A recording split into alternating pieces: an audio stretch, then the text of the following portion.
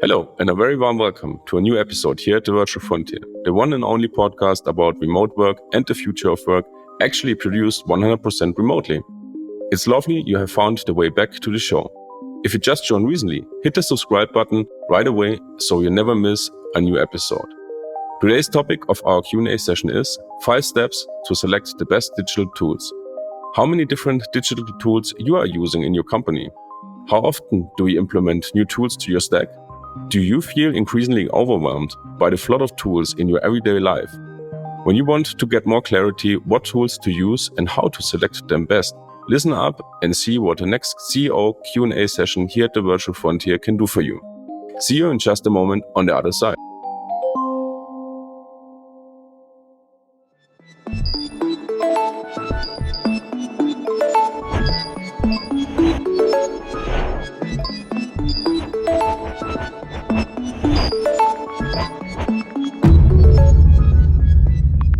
Hello Manuel, welcome to a new Q&A session here on the Virtual Frontier.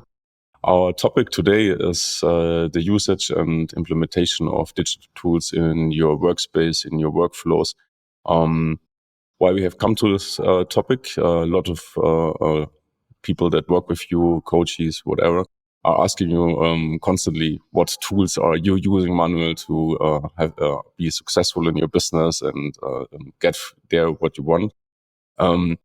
But on the other side, when I was preparing this episode today, I could find some statistics that showed that productivity overall has dropped since the year 2007 constantly, according to the Bureau of Labor Statistics. And on the other side, the number of devices that we are using, the number of digital tools have increased tremendously or exponentially. And I think we have a very tool-fixed mindset when we think about solutions of business cases, whatever. But how can we be more efficiently and increase the productivity and ultimately achieve our business goals with the wise use of tools?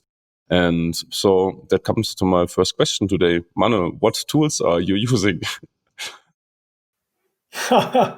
Yeah, that's a good. It's really shocking. I didn't know that since 2007 or so, that productivity really dropped every year. That's crazy. I have to research that. Yeah, but back to your question, which tools I use? I really use a lot of tools. When I look back in 2018, we had literally over 120 tools. We did really like a list of all tools that we were using, and I don't share that because it's not good to have 120 tools. So what we did all the time is we just tried to solve problems with introducing new tools. Whenever we had a problem, we decided, okay, let's see which tools are out there that we could use to solve this problem. And that led to the scenario that we had like 120 tools. It's a nightmare. It's a nightmare of complexity. It's a nightmare of cost. And it's a nightmare for people because you have like an overlap of use cases, like you have one use case and 5 tools. People have no idea which tools to use. But the most important tools, I would say, is to manage your work. Now, especially when you want to work remotely and you want to get rid of your office, maybe, you need a virtual office. And the office is also just a tool to do your work and to foster constant communication. Now, you need a tool that replaces this, and I'm not saying that you need like video calls to constantly be online because that's just very stressful. And I'm pretty sure that this is one part which leads to a drop of productivity when you introduce new tools that just disturb and interrupt people more than they bring structure and efficiency to their workday. So the most important tool is something to manage your day-to-day activities, like, I don't know, Trello, ClickUp, Jira, Asana. Any tool that allows you and your team to be on the same page to see which work needs to get done, how to do it, who does it, how much time it takes, and to properly plan the work. I would say this is the number one tool. And then number 2 thing is to really use it properly. Because when you start to introduce a chat tool, what will happen? People won't use the work management tool anymore. They will communicate their tasks via Slack or Teams or whatever it is. And that's a big mess, because then you have no persistency, you have no transparency about progress and results and which work item has which status. But it's so easy, right? It's so easy just to use a chat tool and write something there. Can you do this, that?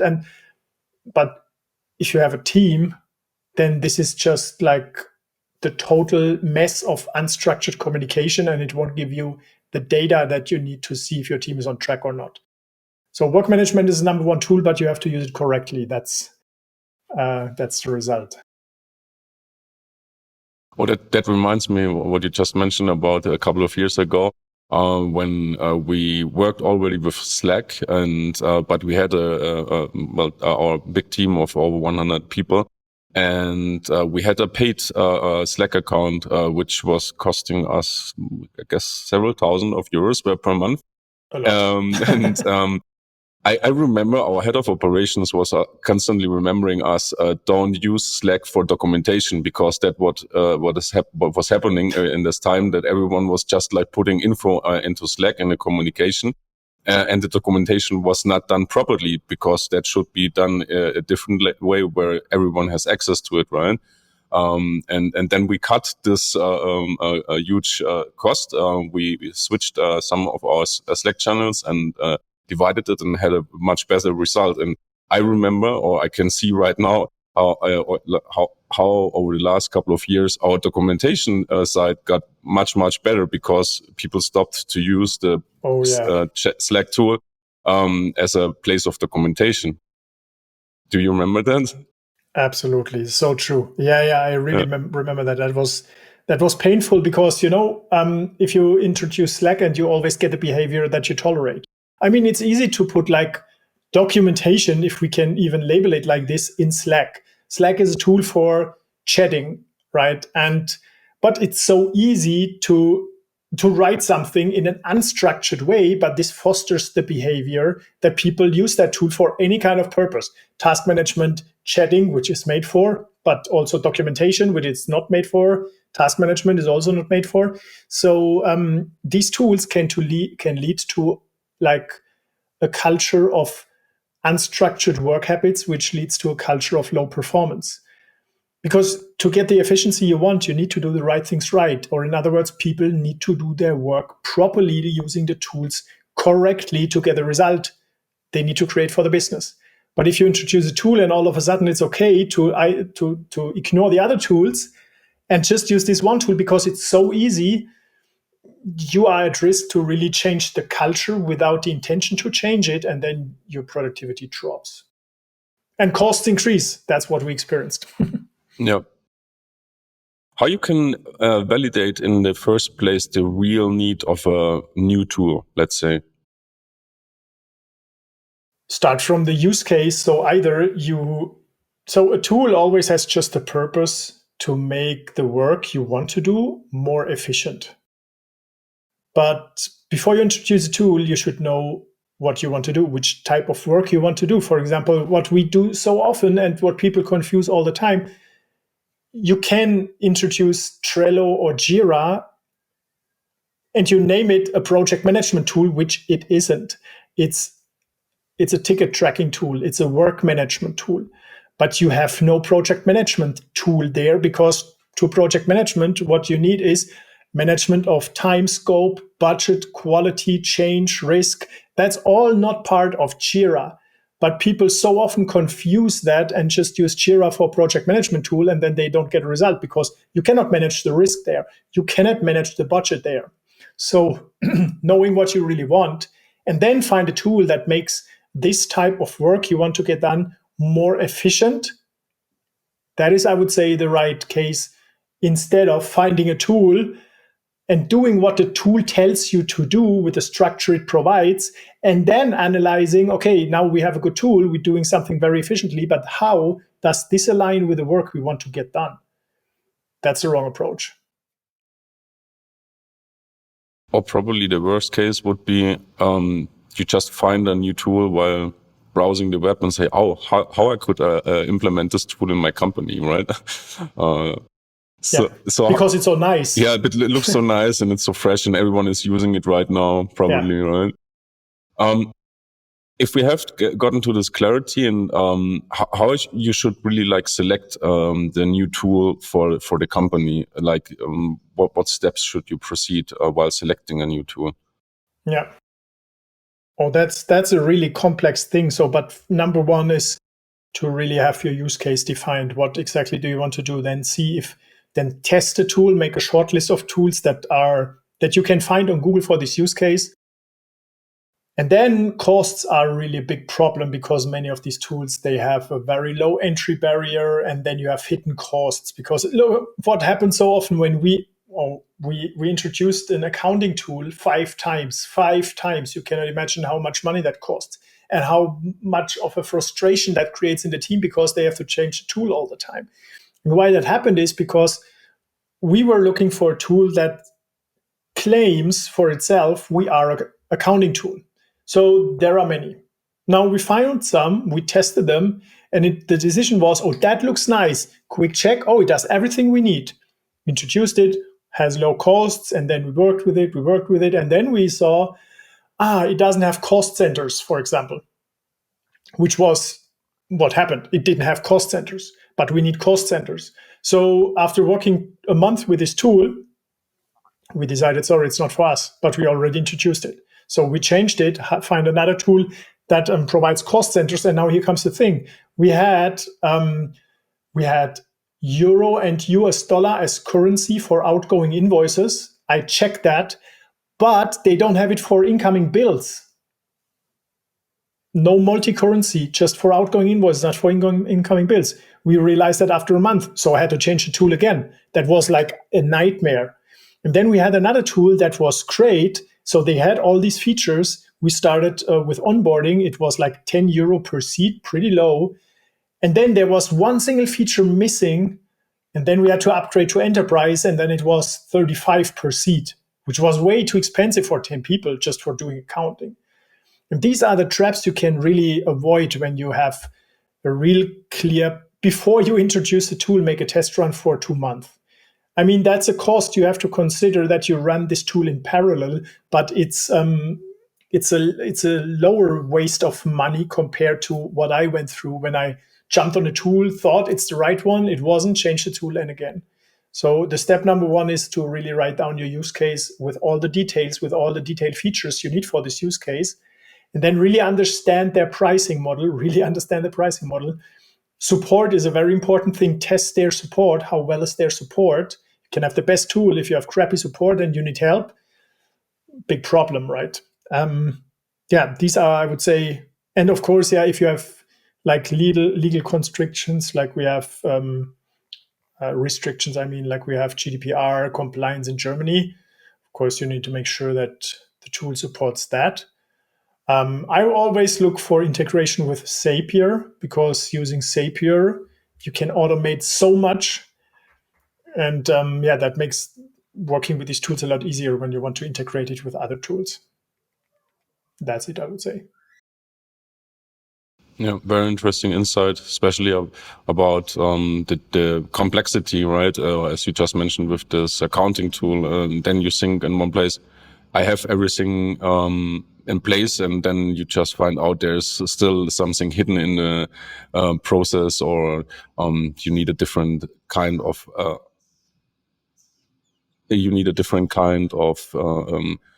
package or different kind of seats, and they will increase the costs exponentially.